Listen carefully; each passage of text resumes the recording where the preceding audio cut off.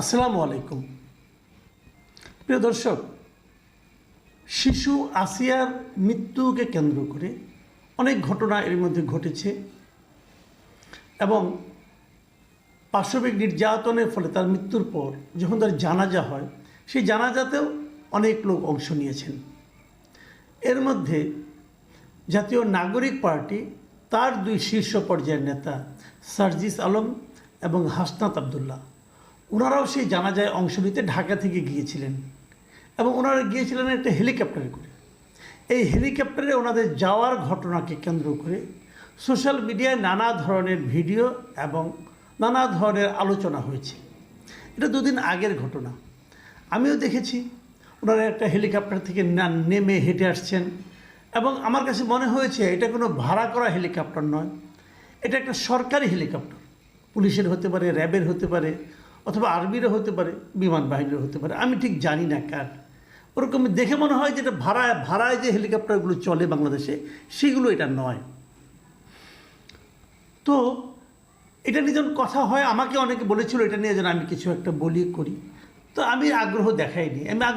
এই কারণে, দেখুন, আসিয়ার জানাজা তারা অংশ নিতে গিয়েছেন, যেভাবে পারেন গিয়েছেন। আমরাও কিন্তু অনেক সময় এরকম করি। যদি ভাড়া করা হেলিকপ্টার হতো, আমি প্রশ্ন করতাম যে ভাড়া এত টাকা পেলেন কোথায়। আমি যে প্রশ্ন সবসময় করি, তো একটা সরকারি হেলিকপ্টারে জায়গা পেয়েছে, চলে গিয়েছে, এটা তো হতেই পারে।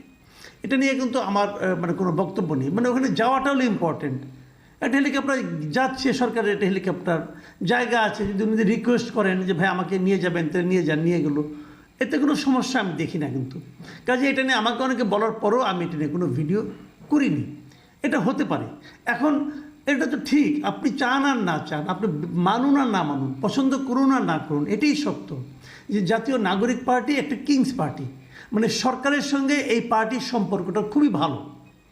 সরকারের দিকে নানা ধরনের ছাড় দেয়। এরা কিন্তু এখনও নির্বাচন কমিশনের নিবন্ধিত রাজনৈতিক দল নয়। তারপরও যখন নাকি জাতিসংঘের মহাসচিবের সঙ্গে বৈঠক হয়, অনেক নিবন্ধিত পার্টি দাওয়াত পায় না, কিন্তু এরা দাওয়াত পায়। তো বোঝাই যায় সরকার এদেরকে পছন্দ করেন, সরকার এদেরকে নানা ধরনের সুযোগ সুবিধা দিতে চান এবং দিয়ে থাকেন। তো সেই বিবেচনায় তারা যাবে, এটা তো আমরা ধরেই নিয়েছি যাবে। আমরা তো এই সরকারকে এখন আর নিরপেক্ষ আমি অন্ততপক্ষে মনে করি না। আমি মনে করি এই সরকার এই পার্টিটার প্রতি খুবই পক্ষপাতদুষ্ট আচরণ করে থাকে এবং হয়তো আগামীতেও করবে। যাক, সেটা অন্য প্রসঙ্গ, এটা নিয়ে আমি আগেও কথা বলেছি, হয়তো আগামীতেও বলবো। কিন্তু তারপরে আমি মনে করেছি এই হেলিকপ্টার কাণ্ড নিয়ে আলোচনা না করাই ভালো। আমি আলোচনা করিও নি, আর আমি অত বেশি আলোচনা করতেও চাই না। এত বিষয় কোথায় পাই, এত বিষয় নিয়ে কীভাবে করব। যাই হোক, কিন্তু এটা নিয়ে আজকেই আলোচনা করব। আজকে আলোচনা করব কেন, যে গতকালকে এই সার্জিস আলম এই ঘটনাটাকে কেন্দ্র করে একটা ফেসবুকে স্ট্যাটাস দিয়েছেন। এই ফেসবুক স্ট্যাটাসটা পড়ে সত্যি বলতে গিয়ে আমার খুবই মন খারাপ হয়েছে। আমি ভাবতে পারিনি যে এই লোকগুলো এতটা ঔদ্ধত্যপূর্ণ আচরণ করতে পারে। আমি ভাবতে পারিনি, বিশ্বাস করেন, আমি ভাবতে পারিনি। আমি শুনেছি যে সার্জিস আলম নাকি একসময় ছাত্রলীগের রাজনীতির সঙ্গে জড়িত ছিলেন এবং তার কথাবার্তার মধ্যে ওই ছাত্রলীগের লিডারদের মধ্যে যে ঔদ্ধত্যটা ছিল, আমি তা দেখতে পেয়েছি। উনি মানুষকে জ্ঞান দেওয়ার চেষ্টা করেছেন। আমি কয়েকটা জায়গায় বিশাল উনি একটা স্ট্যাটাস দিয়েছেন এবং সেই স্ট্যাটাসের প্রায় 550 ওয়ার্ডের মতো, শব্দের মতো বিশাল স্ট্যাটাসের একটা উনি দিয়েছেন। উনি এখানে প্রথম থেকে বলেছেন, দেখুন শুরুটা কীভাবে করেছে, চলেন সোজা সাপটা কিছু আলাপ করি। ওই যেটা নিয়ে আপনারা আলাপ করছেন, সেই ফুটেজ নিয়ে, এক ধরনের অ্যাটাকিং অ্যাটিচিউড। এটা তো ঠিক না। এটা উনি কার সঙ্গে কথা বলতেছেন? পাবলিকের সঙ্গে। তারপরে উনি নানাভাবে বর্ণনা করলেন কীভাবে আসামিকে দ্রুত গ্রেফতার করতে হবে, কীভাবে এটা তাড়াতাড়ি বিচার করতে হবে, এই ব্যাপারে তারা কীভাবে সরকারকে বলেছেন, এই কথাগুলি আলোচনা করলেন। এবং উনি ভাবখান এরকম যে উনি বলেছেন, অবশ্যই ব্যাখ্যা করেছেন যে আমার কারণেই হয়েছে তা না, হয়তো অন্যরাও বলেছে, কিন্তু উনি যে বলেছেন বিশাল একটা কাজ করেছেন। কীভাবে আইসিইউতে গিয়েছেন, সিএমএইচে গিয়েছেন, দেখা করে চেষ্টা করেছেন, অনেক কাজ উনি করেছেন। এই ব্যাপারে উনি একাই করেছেন, আর কেউ করেনি বোধ হয়। দেখ, এইভাবে উনি বলেছেন। আমি ওগুলো নিয়ে আলোচনায় গেলাম না। শুনুন তারপরে কি হয়েছে। উনি কীভাবে হেলিকপ্টারে উঠলেন, সেনাবাহিনী র্যাব থেকে পরিবারের জন্য বরাদ্দকৃত হেলিকপ্টার, পরিবারের জন্য বরাদ্দকৃত হেলিকপ্টারে যখনই একাধিক সিট খালি থাকার কথা শুনেছি তখনই মাগুরায় গিয়েছি, এটা উনি বলেছেন। আচ্ছা, হেলিকপ্টারের একটা সিট যদি খালি থাকে, আমি যদি যে বলতাম আমাকে নিয়ে যান, নিয়ে যেত। আমি কিন্তু যত না সার্জিস আলমকে দোষ দিই, তার চেয়ে বেশি দোষ দেই যা নাকি সেগুলো নিয়ে গেছেন ওনাদেরকে। ওনারা তো একটা পলিটিক্যাল পার্টি, অন্য একটা পলিটিক্যাল পার্টির লোক যদি বলতো আমি ওখানে যেতে চাই, সিট খালি আছে আমাকে নিয়ে যান, ওনারা নিয়ে যেতেন। তবে যে অংশটুকু নিয়ে, মানে ওনার স্ট্যাটাসের যে অংশটুকু নিয়ে আমার মূলত আপত্তি, সেগুলো আপনাদের আমি একটু পড়ে শোনাই।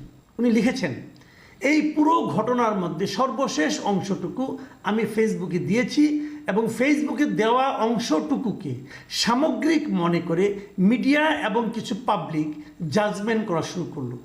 মানে উনি যে এর আগে আইসিইউতে দৌড়েছেন, সিএমএইচে গিয়েছেন, সরকারের উপদেষ্টাদেরকে বলেছেন যে আইন চেঞ্জ করার জন্য, এগুলো আমরা দেখছি না।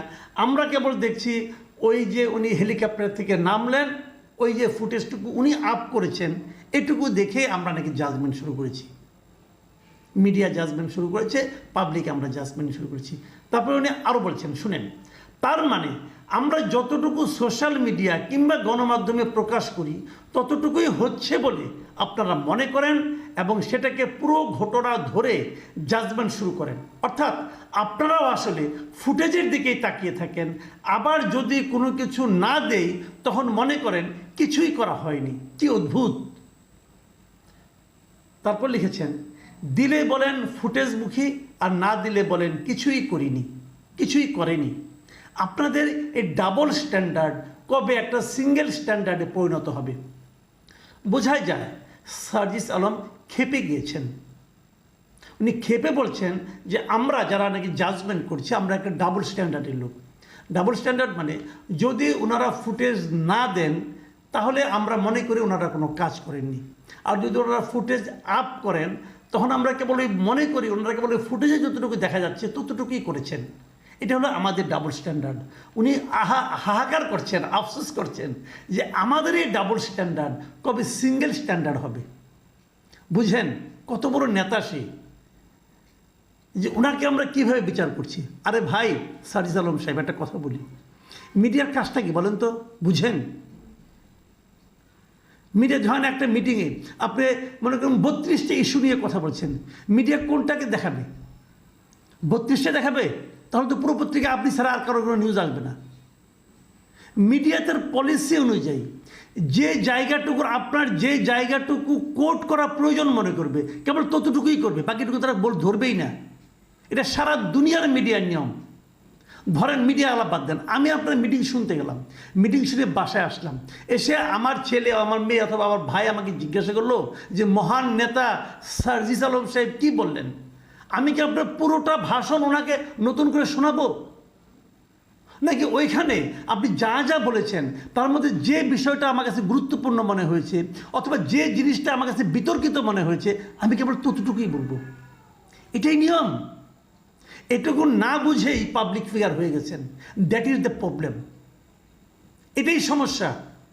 সময়ের আগেই পাবলিক ফিগার হয়ে গেছেন। পাবলিক ফিগার হওয়ার জন্য যতটুকু ঘাত প্রতিঘাতের মধ্য দিয়ে যেতে হয় সেটা তো জান নাই, চট করে হয়ে গেছেন এবং মনে করছেন পৃথিবীর সমস্ত লোক আপনার প্ল্যান অনুযায়ী চলবে, আপনার চিন্তা অনুযায়ী চলবে। আবার এই ধীর স্থিরতা নিয়ে, এইটুকু সহ্য ক্ষমতা নিয়ে একটা পার্টিও খুলে বসেছেন, পার্টির নেতাও হয়ে গেছেন, সামনে নির্বাচনে যেতে ক্ষমতাও যেতে চান। সার্জিস আলম, দুনিয়াটা এত সহজ না ভাই। আরেকটু পরিশ্রম করতে হবে, আরেকটু ধৈর্য ধারণ করা শিখতে হবে, আরেকটু পাবলিককে আরও একটু সম্মান করা শিখতে হবে। সম্মানটা করতে ভুলে যাচ্ছেন বারবার। দেখেন আপনি আরও কি লিখেছেন।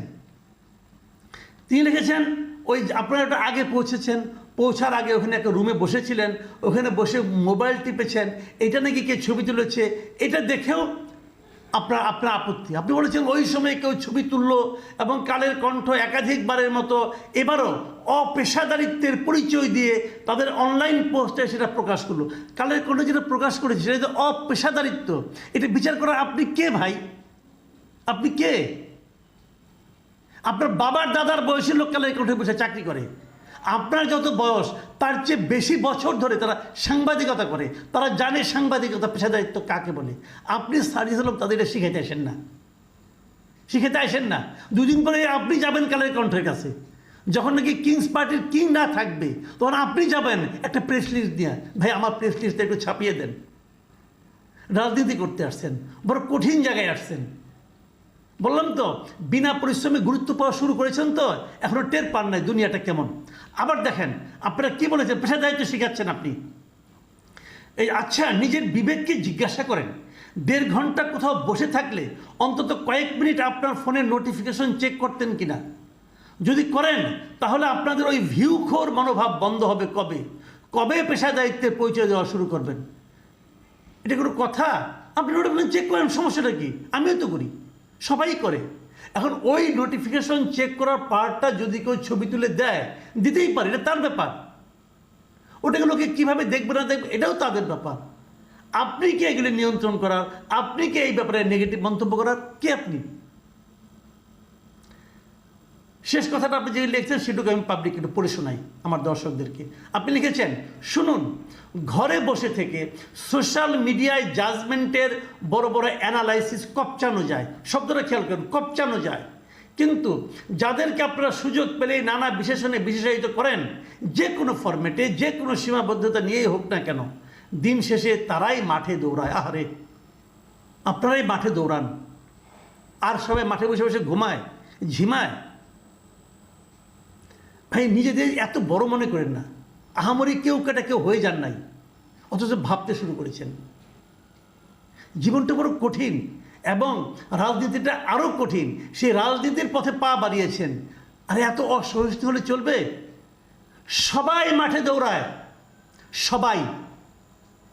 আপনি সার্জিস আলম যতটুকু মাঠে দৌড়ান তার চেয়েও 10 গুণ দৌড়ানো লোক এই দেশে বহু আছে, হাতে গোনা শেষ করতে পারবেন না। যার যার কাজ শেষে করছি, আপনি আপনার যে দায়িত্বটা, আপনার যে কাজটা, সেটাও আপনি করতে পারছেন না। আপনি এভাবে শেষ করেছেন। এরপর থেকে অনলাইনে এসব অ্যানালাইসিস দেওয়ার আগে অফলাইনে আমাদের জন্য অনুগ্রহ করে কিছু দৃষ্টান্ত স্থাপন করবেন। আমরা আপনার ভালো কাজগুলোকে অনুসরণ করার অপেক্ষায় থাকব। অফলাইনে আমি কি বলবো, আমার হাসি উঠে। অফলাইনে ওনাদের অনুসরণের জন্য কিছু কাজ আমাদের করতে হবে, সাধারণ মানুষকে করতে হবে। তা নাহলে আপনার কাছে আপনার সম্বন্ধে কিছু বলা যাবে না। আমি কোনো কাজ না করেও আপনার প্রত্যেকটা আচরণকে সমালোচনা করব। এই কারণে করব যে আপনি লিডার, আমি তো লিডার না রে ভাই, আমি পাবলিক, আমি জার্নালিস্ট, আমি পাবলিক, আমি সমালোচনা করবই। কারণ আমার সমালোচনা করতে হলে কি আপনার জন্য আমার দৃষ্টান্ত স্থাপন করতে হবে? ভাই আমি তো পলিটিক্যাল পার্টি খুলে বসি নাই, আপনি তো খুলে বসছেন, আপনি তো ক্ষমতায় যেতে চান। ডক্টর ইউনূসের সমালোচনা আমি করি, আমি তো ডক্টর ইউনূসের একটা পশমের যোগ্য না, ওনার একটা চুলের সমান ওজন আমার না, তারপরেও আমি ডক্টর ইউনূসের সমালোচনা করব। এবং ডক্টর ইউনূস সেই সমালোচনাকে গ্রহণ করেন বলেই উনি ডক্টর ইউনূস হতে পেরেছেন।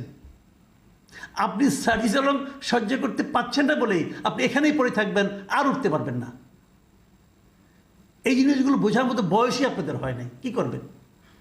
আমি আশা করব আপনাদের এই ধরনের স্ট্যাটাস দেওয়ার আগে 10 বার ভাববেন যে অ্যাটাকটা আপনি কাকে করছেন।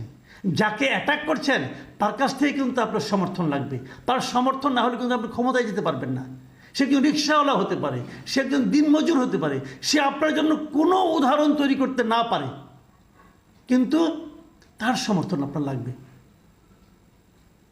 প্রিয় দর্শক, নতুন এই রাজনৈতিক দলের নেতাদের আরও ধীর স্থির চিন্তা করার ক্ষমতা আল্লাহ তাদেরকে দিক, এই কামনা করে এখানে শেষ করছি।